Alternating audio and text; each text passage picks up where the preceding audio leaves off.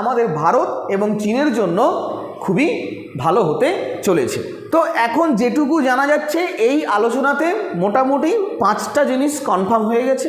1 নম্বর হচ্ছে যে আমাদের ভারতের সঙ্গে চীনের যে বর্ডার নিয়ে সমস্যা ছিল সেই বর্ডারে নতুন টিম নিয়োগ হবে এবং যাতে ভবিষ্যতে আর কোনো সমস্যা না হয়। না, 2 নম্বরে যেটা হচ্ছে যে ভারতের সঙ্গে চীনের যে ভিসা নিয়ে সমস্যা ছিল সেটাও নিশ্চিত হয়ে গেছে যে ভিসা নিয়ে সমস্যা হবে না, সেখানে ভারত থেকে চীন এবং চীন থেকে ভারতে আসা যাওয়ার জন্য একটা খুব সুন্দর রাস্তা খুলে গেছে। তারপরে 3 নম্বরে কি, ভারত এবং চীনের সাথে যে সরাসরি ফ্লাইট যোগাযোগ ব্যবস্থা ছিল সেটাও তারও দরজা এখন খুলে গেছে।